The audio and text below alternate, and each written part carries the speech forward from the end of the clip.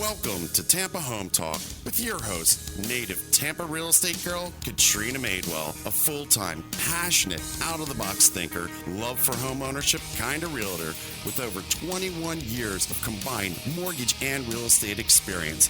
Tune in every week at this time for expert advice on everything you need to know about home ownership, finance, maintaining great credit, building wealth, and making your everyday life better, and how you can be financially successful today and tomorrow. Remember, love where you live or let Katrina fix it. Now, here's your host of Tampa Home Talk, Katrina Madewell.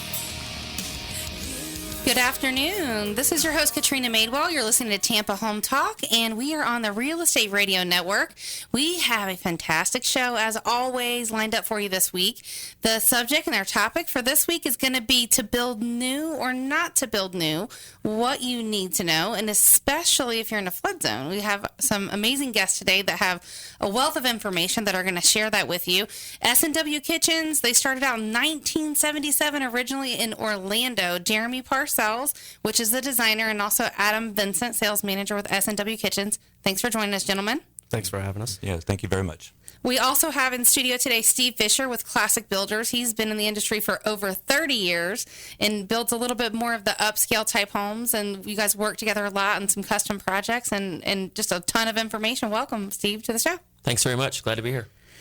So we'll start out with Jeremy, I guess, this afternoon, and we'll talk about some of the design trends, right? Because that's always something that's super interesting because those things are always changing. I had a guest on a couple weeks, or maybe it's been like a month back, with Famous Tate, and we were talking about design trends for appliances. And it's interesting when people say, hey, is stainless steel going to stick around? And I'm sure you probably get similar things in your industry, don't you? Yeah, all the time. I mean, design trends are continually evolving, so keeping up to date is sometimes tricky, but also not being too trendy is important. So what I know, and it's interesting, like when you start thinking back, or when I think back to like whatever you can remember, and they had a lot of the crazy, and I'm thinking about this because I had a relocation client that I spent days with over the last week, and we went into this one house, and in the laundry room, there was literally like the banana yellow kitchen, right? So like in the 70s when they had the avocado green. Yeah, harvest gold. Sunshine, whatever you want to call it. Avocado. All those crazy colors. And then they did the flat, like gray was the thing, right? In the early 90s, the flat non-raised panel, and then they went to what, white? White, and grays are actually back in style now. Grays have come back around and are back in style, and some of the neutral colors and the tans and the beiges are not as popular right now. So people, because I noticed for a while people were really, and it seems like I still see a lot of this with cabinetry in a lot of the newer homes. They'll go with wood or pick some of the cherry wood or the espresso, the really dark, almost black wood. Are you still seeing as much of that stuff? Yeah, you're still seeing the dark colors are popular. What isn't as popular anymore is kind of the mid-tone maples and some of the real heavy country ornate kitchen doors. Yeah, some of the country stuff is gone by the wayside a little bit.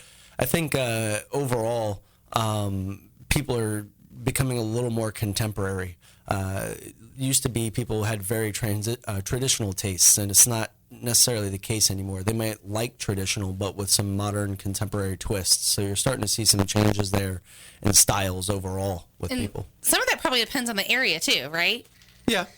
Because I know I had this listing appointment in South Tampa. I was like the third agent to come in, and I go in and the house is so Art Deco 90s. And you're in a very traditional area. Like everything there is traditional.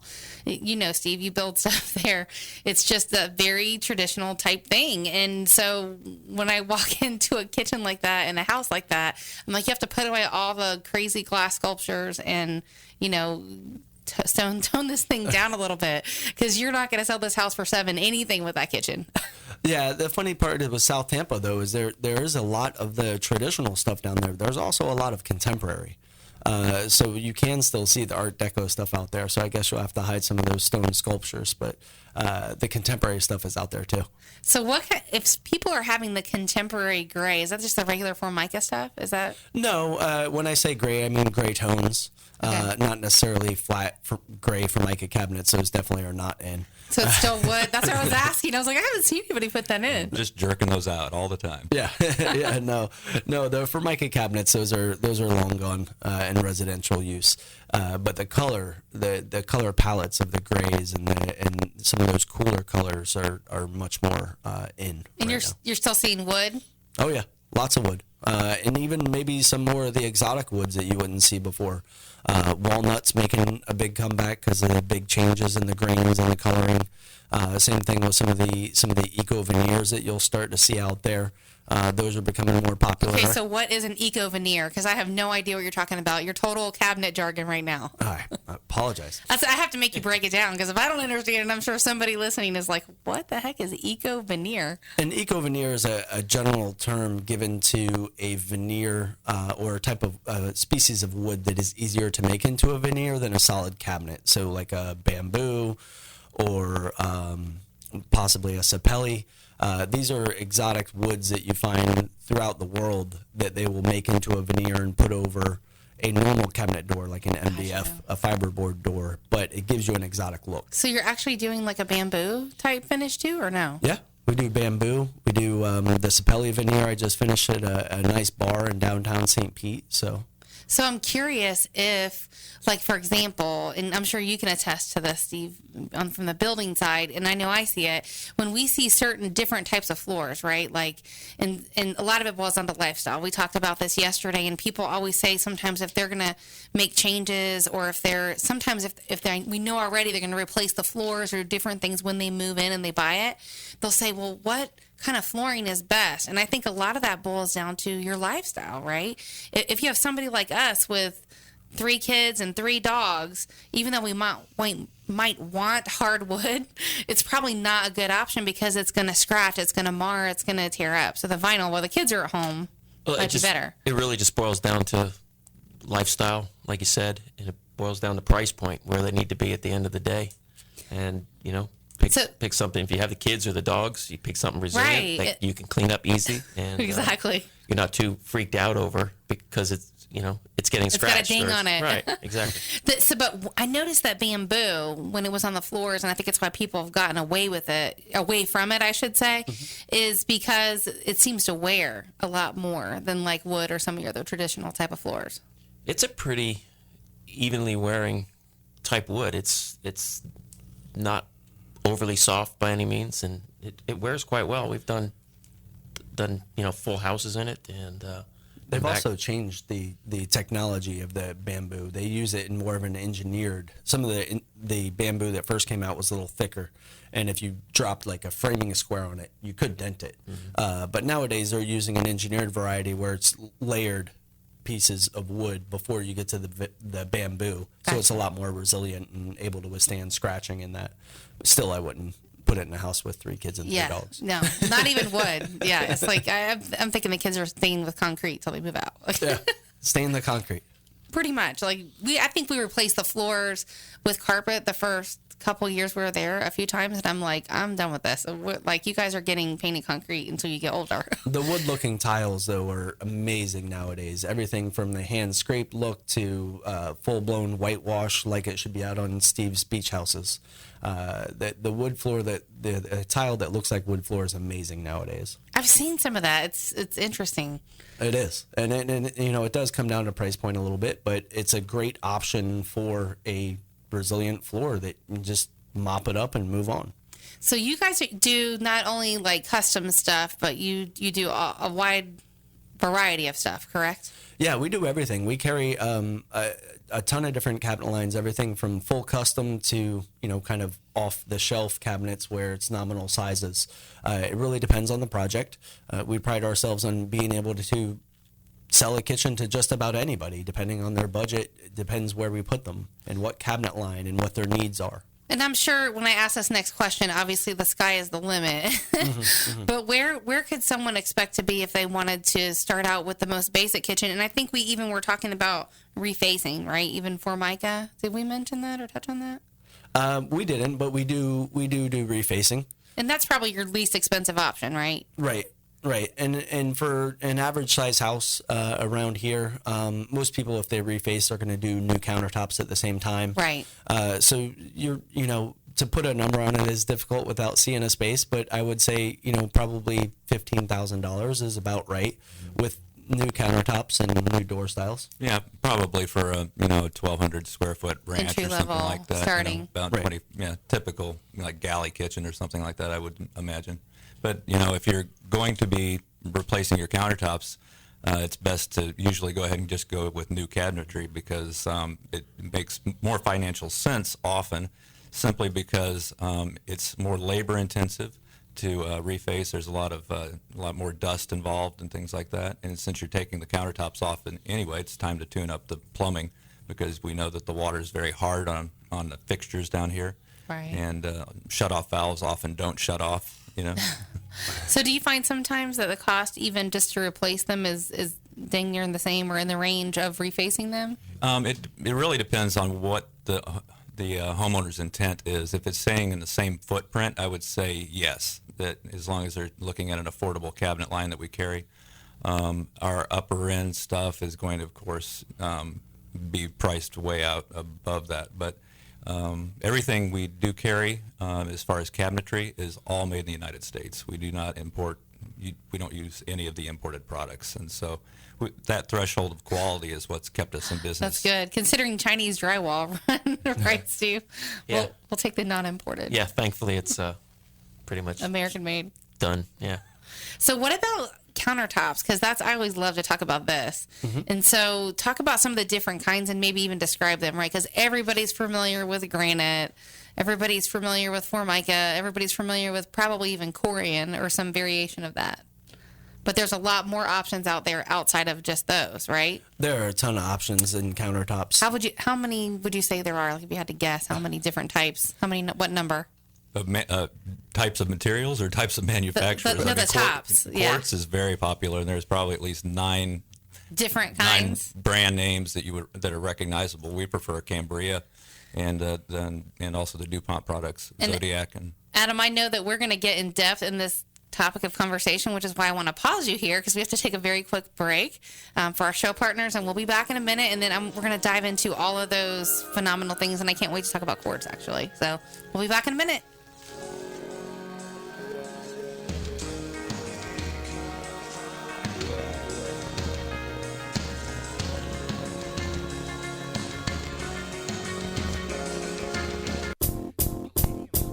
Hi, this is Melissa Rogers, owner of SEC Inspection Services. We're so glad that you're listening today, that we're offering you a special deal. If you're purchasing a home, you can have $50 off your full home inspection. And if you're already a client of ours, we're offering 10% off of any other service that we offer.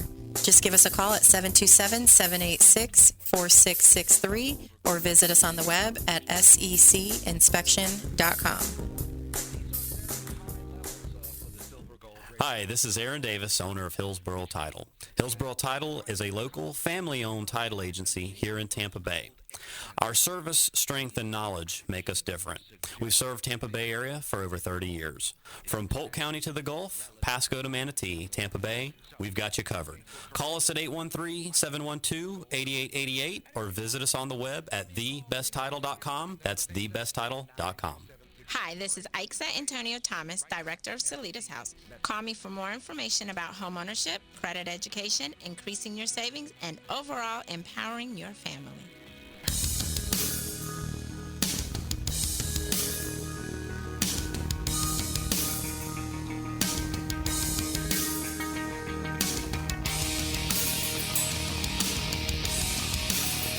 Welcome back to Tampa Home Talk. I'm your host, Katrina Madewell. You're listening to us on the Real Estate Radio Network.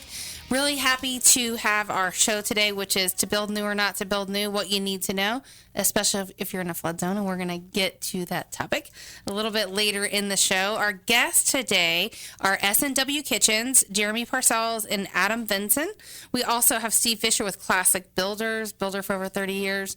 Very delighted to have you gentlemen on the show. Thank you very much for sticking around after the break. Thanks very much. We didn't run anybody off yet? No, not yet. So where we left off actually after the break was talking about countertops. And so you were just starting to talk about quartz, Adam. Yeah, quartz has become very popular.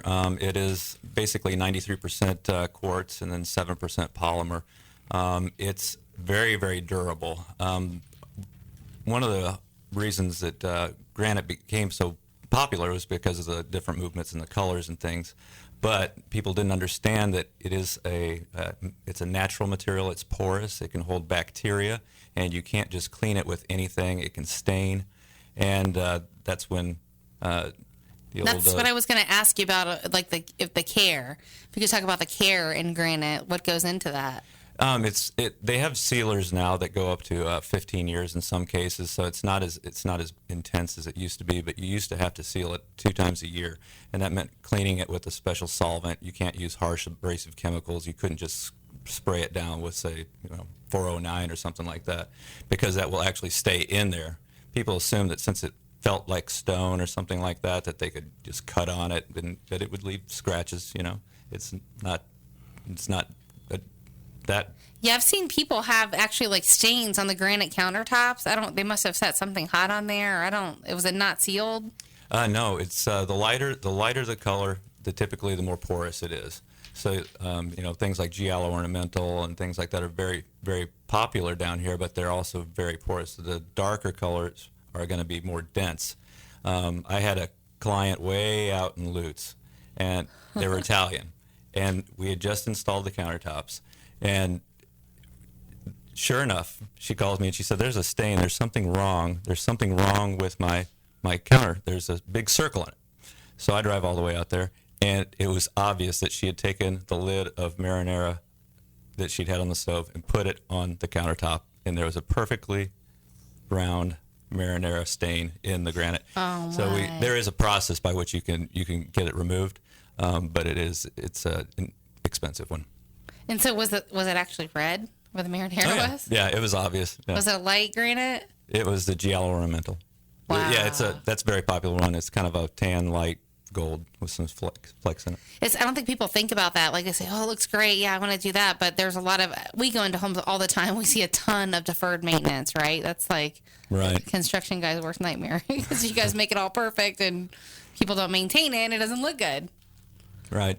So feel free to chime in on that if you want to. Steve. Oh, you're absolutely right. We look at remodels and we look at additions and stuff like that where people have not done a lot of updating, and you go into these houses, they look like little time warps that people haven't. Not just dating, but like even for me, when I go on some of these listing appointments, I mean, there is so much deferred maintenance. Like I literally have to tell people, you have to scrub the baseboards and you need to clean the window seals and wash all the windows and get rid of all the junk. And yeah, we need to tidy this place up. Yeah, get rid of all the personal items and, Not even personal items. Like some of them just, I know everybody's busy, right? People work a lot. They do a lot of stuff. But sometimes, I mean, especially in my house, like I think we have to repaint the baseboards at least once a year or the house just doesn't look clean. Yeah. No. It's certainly. Once we go into, there's about a 2-inch thing of dust sitting on top of the baseboard. So going to some of the different types of countertops. I know you were talking about quartz. What's the care on quartz? How do you care for something like that? The care on quartz, it's most of them. I can't speak to all of them. Most of them are just you clean it with whatever. We like Cambria because it's made in the United States. It's all one price point, and they've got some really great technology. So if you've got kids, I mean, hit it with 409 antibacterial, and wipe it off. It's not going to soak in. It's not going to wear it. It's not going to leave any marks. No, not at all. Quartz is completely non-porous. And quartz comes in a lot of different colors, like crazy lot of different colors. Yeah, I mean, just Cambria has, 67 or something now? Yeah, and they just rolled out, I believe, 12 new ones. I think I saw, when going back to your gray tones, Galloway is one of their newest colors, and it's just absolutely spectacular. It's a gray with a lot of flecks in it. It's a lot of movement. Actually, it looks like it has like little gems in it. It's got some I've real seen depth that, yeah. to it. I had a house that I sold not too long ago, and it had red quartz countertops, like red, bright red, and like dark espresso, almost black cabinet and it was beautiful. And I said, I know this kitchen was really expensive, and now that you're selling it, the people coming in here are either going to love this kitchen or they're going to hate it. It's not a whole lot of in between with red quartz countertops. Yeah, we don't get a lot of clients like that are willing to take that big chance, but sometimes when it's pulled off, it can be pulled off really nice. Some of them are kind of eclectic, I guess, or eccentric and don't mind it. Yeah, it's a commitment for sure, and definitely it's a commitment. Yeah, I mean, so quartz is fantastic because it's completely non-porous. It's harder than granite technically. It's scald resistant. You can put hot pots and pans down on it. It's not going to burn it. So quartz is fantastic. It's a very durable surface. Doesn't have to be sealed. Wood countertops kind of go in and out of fashion pretty regularly. But the beauty of a wood countertop is the fact that it does look worn, and it will over time look like it's a wood countertop that's been there, and that's what it's supposed to look You're like. talking about like the butcher block? Butcher block, cherry, zebra wood. I mean, there are tens of possibilities with just wood tops, but yeah, old butcher block tops, they get that character from being used. What are some of the pros and cons in those? And I've even seen stainless steel countertops. Stainless steel is a real tough countertop in a residential situation because they can scratch very easily, but they are very germ-free. They're easy to clean, wipe them down, and move on. I don't usually recommend it in a lot of houses, though, because you will scratch them very easily. It's interesting, some of the stuff we see. So I always like to get people like you when you're in the studio to give us your opinion on that kind of stuff. Yeah. So where does stuff price too, by the way? Like if you had to give an idea, like what's the most expensive thing you can put in your kitchen as far as countertops? Yeah, you just talked about the most Quartz? expensive with the stainless steel. Yeah. Stainless steel is one of the more expensive. Quartz is equal to about a mid-level granite. Granite has a huge range. Granite can be anywhere from entry-level giallo ornamental stuff to Van Gogh, which is particular type of granite that's mined in Alaska only and is over $100 a square foot material cost. What makes some of those types of granites more expensive than others? How rare they are. Okay. A lot of those are only mined in one place in the entire world, and once that mine's gone, that granite's gone, so the price usually reflects it. So people are like, this is my countertop. I'm the only one that has this granite from Alaska, so I'm the only one with this kitchen. Yeah, often people will start with a particular stone in mind, and we design around that, or maybe it's the cabinets, and then we work with them on the countertops. It's each client is unique in how you proceed, So we've talked about wood. You're probably not seeing any Formica at all, right? Do you do that ever? A little bit? We still see Formica from time to time, not very often though. Yeah, most time people are electing for something a little nicer. A little more durable. Right, and durable for sure. Durability is the biggest thing. I mean, Formica has come a long way. I don't want to knock that because the printing technology is what's enabled things like Formica and tile and all these things to look more like natural materials. There's Formica out there that if I didn't tell you that it wasn't granite, you would think it was granite. Some of it looks close. I've had to literally look at it and say, "Oh yeah, it's Formica." Yeah, but we don't do Formica very much anymore. So, are there any other types other than what we mentioned? We talked about quartz. There's talked about wood. soapstone and quartzite, And which silestone too, right? I've heard of silestone. Silestone is a brand Soapstone? of quartz. Oh, it is. Okay. Is a brand of quartz. I mean, We've got the recycled glass countertop Oh yeah, from that's UMI. right. it's a Vitrazzo. It's a recycled glass, so they take recycled glass bottles. They're crushed up, and they can sort them by color, and then they're filled in with epoxy fillers. So it's a very different looking countertop. Yeah, and it's really neat because they have stories on the back of the cards about, like, some of it's post-industrial, some of it's recycled. They have particular color palettes, like some may be actually all Heineken bottles, and you'll see the little pieces in there and stuff. But That'd be great for the wet bar outside, It does right? get you some lead points too. How that's cool. I didn't know that. That's neat. So when you say absolutely. lead, break that down and explain it. I could let Steve probably talk to you a little bit. Since you're green builder. Yeah, LEED is an organization out of Washington that has a grading of various structures from bronze to gold to platinum now, I believe. It's just a way of measuring how green a building is. It can be a house, could be a commercial building, could be a multi-story office building, and they run you through the whole matrix of getting so many points for Right. every little material and component going into the structure. And I think we're definitely going to see more of that in Florida. It's a little more expensive, right, to build that. It is. It here, can be. But it usually makes sense. I just want to finish up on the countertop because the recycled glass, I hadn't heard of that until you guys mentioned it. So where does that fit in the cost structure? That's definitely towards the higher end. Is it? Yeah, it can be over. I mean, it's expensive. Yeah.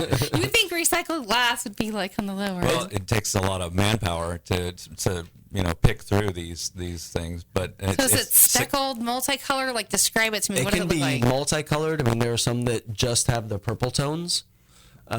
So the purple tones, I mean, literally they go through all the glass shards and pick out all the purple tones and then fill it in with epoxy fillers, and it's all going to be finished and polished. So there's a ton of labor and selection that goes into them. And you're talking about bringing in recycled material, so they have to take it to a special plant, which it actually helps sort the glass color by using lasers and different things like that. And how do you care for something like that? Very carefully.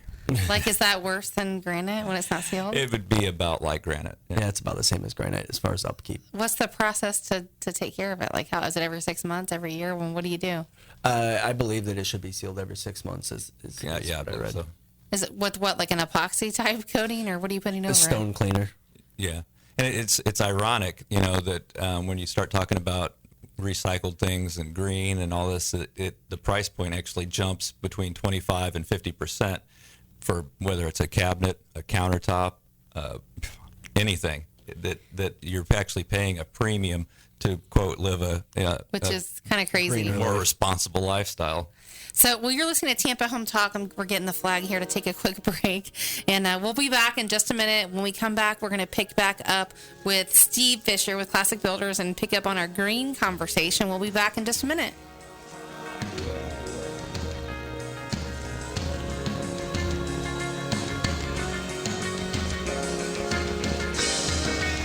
You've heard this before. Interest rates are at all-time record lows. But if your interest rate is 4% or above, you owe it to yourself to call Silverton Mortgage Specialist. Silverton is a direct lender, and the best part about this is that the entire loan process is handled in-house. From application to close, we do it all in the same building, which means that our loans close fast and our clients know what's going on every step of the way. Our contact info is located on TampaHometalk.com under Radio Show. What makes Silverton different? Products. We offer VA, FHA, USDA, and conventional loans pricing. Best rates with the lowest closing cost. Process everything in-house. It's handled right here and not outsourced to anyone that no one can reach. This way we can avoid surprises. Our people are simply the best, and we know you'll agree. What will closing Silverton Mortgage Specialist mean to you? A smooth process, real home loan value, and personal attention from real professionals. Silverton Mortgage Specialists are here to serve you. Visit TampaHometalk.com under Radio Show for all of our contact details. NMLS 109600 is an equal housing lender and Florida and Georgia residential mortgage licensee.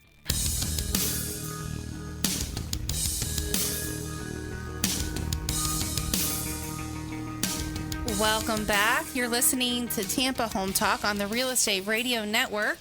And we have in studio today S&W Kitchens, S&W Kitchens, let's say that again. And we also have Classic Builders. Great show we've had so far. We talked a lot about cabinet type stuff and countertops and green, which is kind of the direction we started heading. So I think for the next part of the show, we'll have you chime in a lot. Steven, I know you've been a little quiet because been talking about the cabinet stuff, right? Sure. But it's interesting. I had this conversation with that same client that I spent 5 days with recently. We were talking about energy. So if you don't mind, if we start there, he was talking about, and he was moving from Omaha, Nebraska, and I guess he lived, oh gosh, where was it? Somewhere before that. And he was talking about wind energy.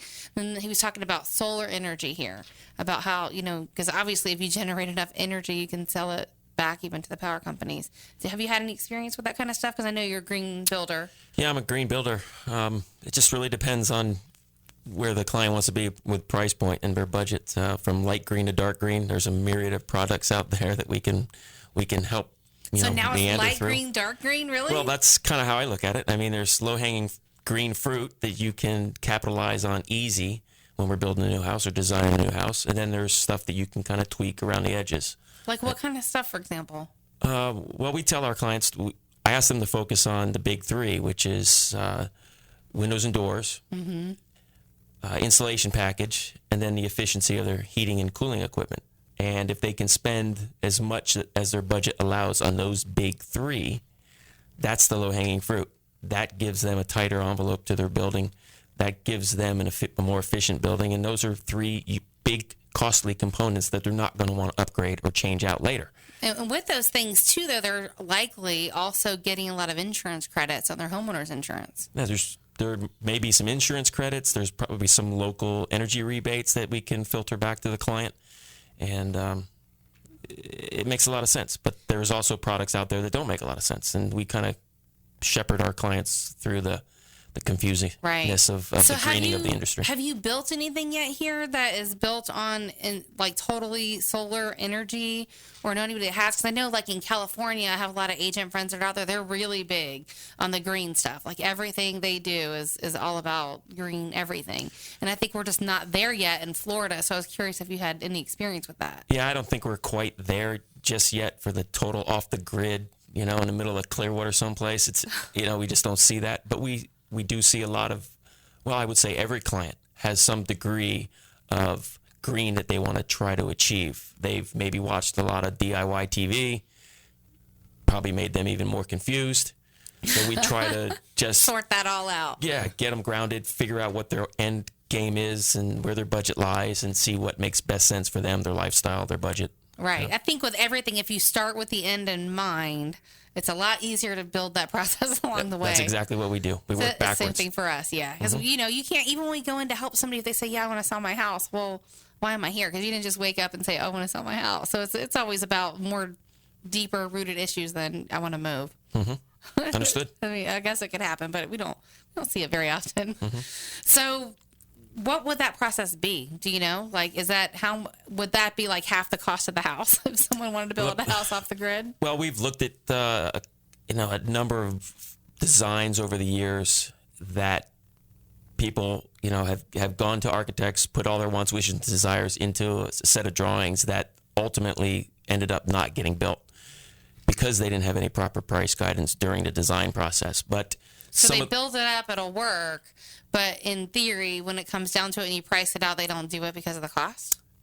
When they find out the payback on $50,000 worth of solar, or PV roof panels is, 11 years, 12 years, they're not going to, a lot of times they're not going to invest that $50,000, up front. So it's just how quickly can they recoup their dollars? Right. Does it make sense to them right away? Do they see an early benefit to doing something like that? Well, I know everybody's different. In your certified green building, green improvements, you've been through the graduate of the Master Builder Association, or is that designation? That's a designation given to me, or both of those, the GMB, the Graduate Master Builder, and the CGP, the Certified Green Professional. Both of those are designations given to me by National Association of Home Builders. And what's someone's best bang for the buck? If they wanted to build something green, with that in mind, obviously somewhat cost effective, where's the best place to start? What should they be considering first? What part of the house? Well, the first step should be to find a design build contractor. Okay. Somebody that has, a home builder that has creative input and guides the design process, because that's where everything gets put together. You can see their vision. One of you guys mentioned that. I forget who it was before the show. Was it you that said you kind of see their vision and help them put it together? Yeah, that's what we all do. That's our day-to-day is, I think everybody, even if you ask them, it's a lot like when you go to ask somebody why they're selling their house. They didn't just wake up and decide they want to sell it. There's a reason. Just like the kitchens. For us, a lot of times people come to us and I don't know what my style is. Actually, there's a style there. You just have to find it. And you guys, didn't you say you have a style builder or something on your website? Style designer? What'd you tell me? That's each of our jobs as designers at S&W Kitchens. Is we're not just cabinet guys. We're trying to find your individual style and tailor your new space as a kitchen or a bathroom or a wet bar to fit you and your needs and your personal likes. That's what we do. Right, and Jeremy's just being humble right now. He's also an accredited kitchen and bath designer, which means that he's gone to school for it, taken classes. We have a number company-wide and also locally licensed interior designers. Brooke Eversole is just got her CKD, which is a certified kitchen designer, and that all goes back to what Steve's point was about getting a designer involved up front rather than spending all your time with an architect who doesn't really have a concept necessarily on the back end costs. Right. And some people, I think, naturally have that more creative ability, and some people have more of that engineering mind. It just boils down to the personality types a lot of times. Very true. True. So, Steve, going back to the question I had for you, like if you could pick one thing or two things that would be the most cost effective, would it be the windows as far as green stuff and green building? Yeah, I think it's the windows. I think it's the insulation package, and I think it's the SEER or efficiency level of your heating and cooling equipment. I mean, those are the big ticket items that's going to yield the best energy saving results up front. So what's the most challenging part of your process as you help people get through this whole, and the time to build is how long? Well, build time is, by the time we get to the build, we know these clients, a lot of them for over a year. We spend a lot of time. We know their families. We know how they live. We know how the house has to perform, not only now, but into the future. If they're thinking about a boomerang parent coming back or a boomerang kid, we know how they eat. Do they just sit down or is it casual? I mean, this boomerang kid. Because we start with a questionnaire. we have to get to know these people. I have to know a lot about that house that they're carrying around in their head. And then we can start with a blank sheet of paper and create something unique to them, their lifestyle, their lot, and their budget. So, have you seen more of the multi-generational housing where you have like the in-law suite or the kitchen, the bath, the bedroom? Absolutely. We're building a few houses right now with VIP suites, or mother-in-law suites. They identified those clients early on that they're going to have a parent come back at some point in time, and they're just planning for it. I think they're just an amazing feature and thing to think about, because not only are they good for parents, like if you don't want to put them in assisted living, there's so many people I can think about that would be a great scenario for it, right? The college kids, the boomerang kids that you mentioned. You said VIP suite. I mean, really, it could be like a guest cottage. I mean, there's a number of people that might work for. Absolutely. Yeah, VIP suite for even the casual guest. They got their own bathroom there next to their bedroom and maybe a balcony. I've heard some people say they don't want that VIP suite to be too comfortable because they won't want to leave. Exactly. Can't let them get too comfortable. So we'll skip the recycled glass countertops in that one. Go for Micah in that room. Yeah. Poor Micah. I mean, put some red toilets or something, Just kidding, really, with the red toilets. So what's the most challenging part of your process? Like what you guys do day in, day out, and at the end of the day, in the grand scheme of things, what's your biggest hurdle, your number one thing that... All right, guys, I'll go first. No, it's just managing our clients' expectations. That's all it is. It's There's a lot to be said for that in any business, Steve. Well, true, but it's about under promising and over delivering. Right. It's just about setting the bar of expectations at a reasonable level, and then just managing that client through the whole process. If we get a client that has a lot and a dream, and we do the design work and build the house, that relationship with this client could be over 2 years long. So we see their kids grow up and change schools. We get to know their parents a lot of times when they were there checking out the house. So it's relationship building, and it's inspiring. It's exciting, but it's every client's different. So you're always managing a different level of neediness, neediness for lack of a better word. Neediness or lack of vision, expectation. Sure. So what about you guys, Jeremy and Adam? What's your most challenging part? I think the most challenging part for us comes after everything's been picked. I mean, selecting countertops and cabinets and backsplashes. You're not going to say people are changing their mind, are you? Oh, yeah. Yeah, that's part of that it. Never happens. I hit a sore spot, like rub salt in the wound. Yeah, there's two kinds of change orders: the hidden conditions, and then the I've got to have that glass backsplash kind of thing. But We are a state licensed building contractor, and we do extensive remodels. So for things like aging in place, we have to have those conversations. And about what did you say, aging in place? It's a kinder way to say universal access, I suppose. Getting old in your house. Yeah, I gotcha. When we get called out and they start talking about these things, we want to find out, is this your forever home? Because a lot of people these days are talking about staying in the home and they don't want to go to an assisted living facility. They intend to be there as long as they can. So when we're going to say rip out the master tub. We're going to go with a curbless shower if they've got space. And one thing that we do that's a little bit unique is we actually block the walls for future handrails for them, and we leave them with a diagram that is taped to the bottom, or in a book, wherever. It could be taped to the bottom of a drawer. But that way, later on, if they need to have those handrails, then they can be installed, because you can't just go and retro install those. They have to have blocking behind them. And since you're going to rip everything out, it makes sense to do it at that time. Well, that's a lot of the pre-planning we do. I'm getting ready to start a project in Sun City where they're going to be their forever home, and he is going through some cancer treatments, and he knows that mobility is going to be a problem. So we made him a bigger door going into the bathroom, put grab bars in the shower, and just, you have to approach it as they're going to live in it. It's probably not a bad investment in that area, because that whole area is booming. I mean, with the Amazon distribution center and a bunch of stuff just moving that way. Yeah, and we're lucky because we also have our South Tampa location down on South McDill that we're just finishing building out. We've got some more exciting stuff coming to it, but we're able to service that area because of the crosstown and the way we can get on there. Jeremy's done quite a few projects down there. So you're listening to Tampa Home Talk. We have to take a real quick break. We're going to be back in just a couple of minutes, and then we're going to talk about the highlight of our show, to build new or not to build new. We're going to talk about the flood changes. We talked about that almost a year ago now, but we're going to talk about things you need to know if you're thinking about buying a home and redoing. We'll be back in a minute.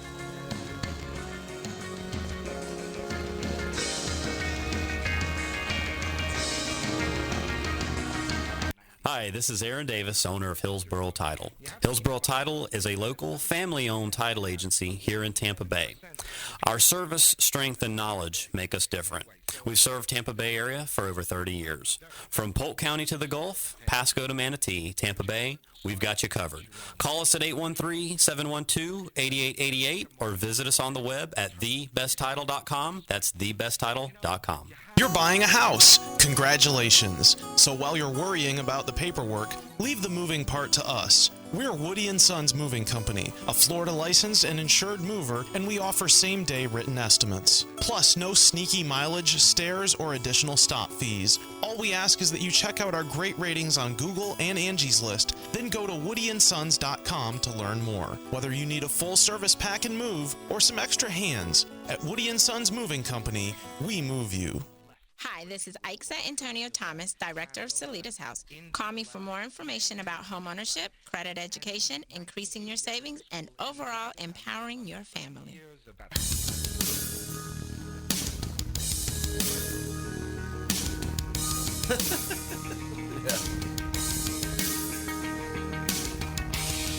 Welcome back to Tampa Home Talk. I'm your host, Katrina Madewell.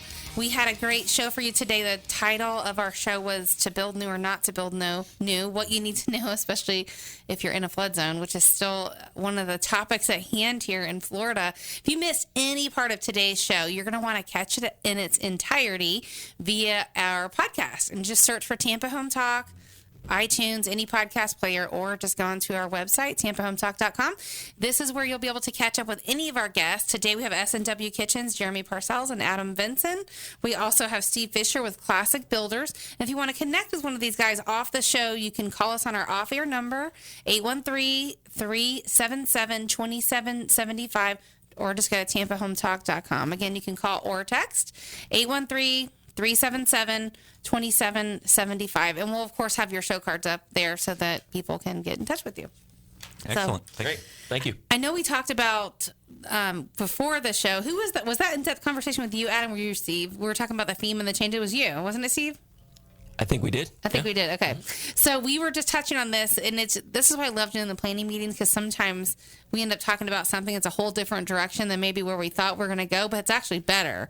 So it's kind of, I guess that's our dry run, right? Sure. We get to talk in advance.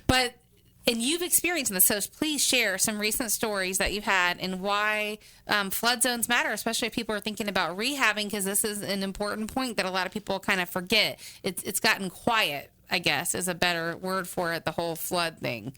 Yeah, the Bigot Waters Act, they pushed a pause button on it up in Washington. I think they're going to revisit it in 3 years. I don't know about a pause, but they did a revert. They did some trickery, but I had a client that was from Minnesota, and they were buying a property a little bit further north than we'd like to go, but they were in Hernando Beach, and we got one flood insurance quote that was $35,000 a year, and this was not even a big house, and we're talking 200,000, mid 200s. Well, we designed and built the house up in Palm Harbor, and we were putting the foundations in or just getting ready to get started, and my client went out and got a quote. It's like $700 a year. Awesome. All this Bigot Waters Act stuff started surfing, so he looked a little further into it because he wanted to. This is his forever home. He didn't want to have any surprises when this thing came through. And was all done. And so he got a new quote based on the forthcoming legislation, and it went from $700 annually to $1,000 a month, or $12,000 annually. I'm sure. So they're like, we started redesigning the house. We raised some components and future-proof the house, essentially. Well, we've seen some of these flood quotes literally be more than the mortgage payment, which is just crazy. That's insane. And I know, the government's perspective on it is they have to offset, basically the supplementation they've been doing is their version Correct. of it. But so all they did was repeal it. It's temporary. They kind of repealed it or reverted it and tabled it for a while. Was it 3 years? Right, 3 years. So what's going to happen? Let's fast forward 3 years and talk about why that matters and some of the stuff that you're doing now and how the building codes have changed. Well, we're trying to save our current clients from experiencing, such a drastic increase in the future. So when we're designing, we're looking forward to the forthcoming legislation, and just trying to make it as palatable as possible, because they simply did just push the pause button. We're going to have these same discussions 3 years from now. The same panic is going to happen 3 years from now. The same houses that people were, been in for years it's going to double, and double. I mean, they just pushed the pause button, so it'll have to be revisited. So what kind of changes are you seeing now, like when you have to go in and build? And I think you mentioned some people that had purchased from somewhere out of the state and came down to do a total rehab. That was you, Adam, that mentioned it? Yeah, and what we do a lot, we quote entire projects. We'll be asked to come out to the house, we're going to do the bathrooms. We bought this property. We got an excellent value on it because, the house wasn't worth so much, but the land, most of it's in the view. And then sadly, the realtor has not informed them, which they're not necessarily required to, has not informed them that you can only improve the value of your home 50% of its value per year. So I have a client that's... This is for anything in a flood zone, right? Anything in the flood zone. I actually thought it was 25%. It's 50? It's 50%. Okay. But it's 50% of the tax assessor's value of the house. Yeah, which not is 50% of the marketable. It's usually at least 20% under market value. Correct. Yeah, you can go and try and get it. They'll accept 3 different forms of appraisals. But it's very firm on that, and you will have heavy fines levied. They'll even put a stop work on you for that. So a lot of times, we get a lot of people that see us because of our social media interaction, and they choose their designer ahead of time, and so they have bought, say, a condominium or something that needs a lot of work that they've seen online. They come down here and they have an appointment scheduled with us to go out and look at that, remodeling it. Most of your condominiums obviously are going to be exempt from that because they're above. So as long as you're above the 100-year flood zone, then you can do whatever.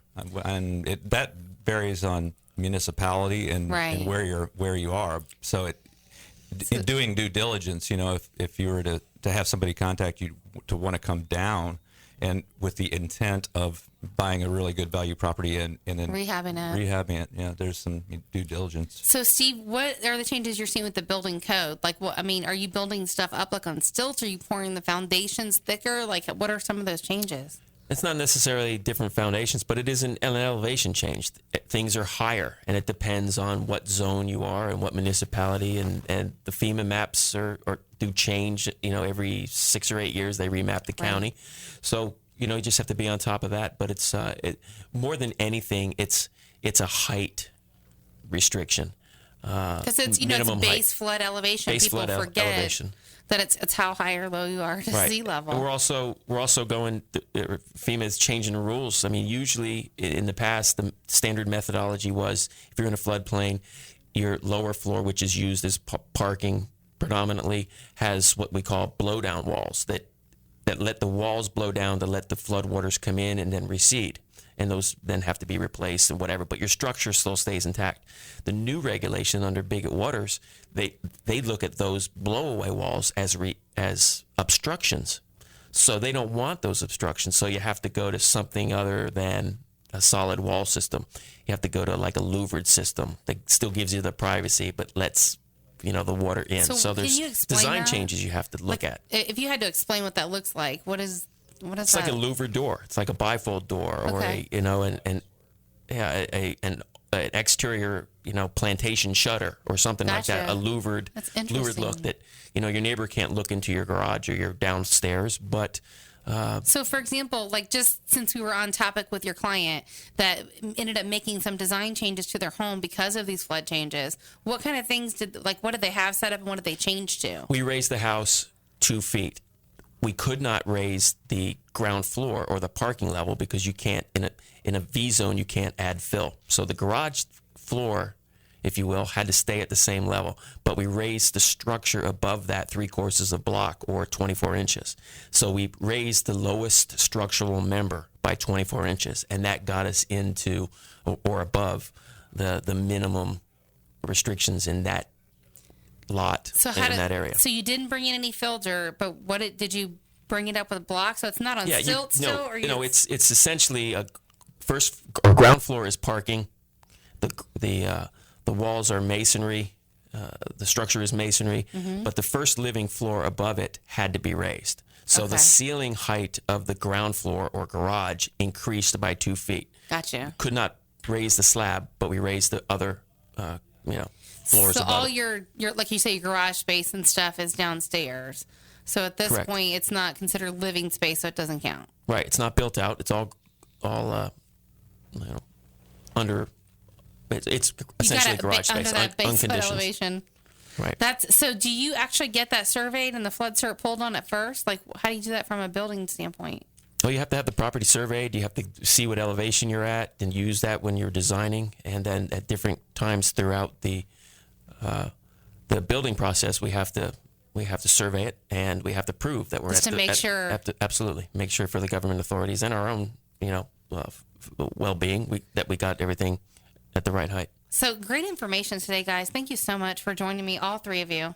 Thanks for having us. Adam, Appreciate Steve, Jeremy, and thank you. Thanks for the information on the flood stuff. I think that's an important part that, that's part of the reasons why I do the show is to share that stuff with people, to share with people coming from the area, people that are here, just so they know.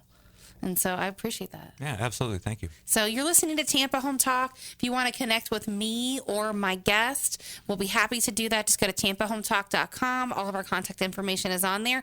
Our off-air number where you can call or text us is 813-377-2775.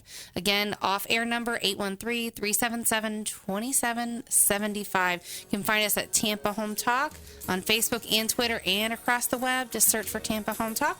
Our whole show will be available today via a podcast. So if you want to go back and listen, and you can catch us here every Thursday, Saturday at 5 p.m., and again at 7 a.m. on Saturday morning. Don't miss this Saturday show at the Tampa Bay History Center. That's it for now. We're out.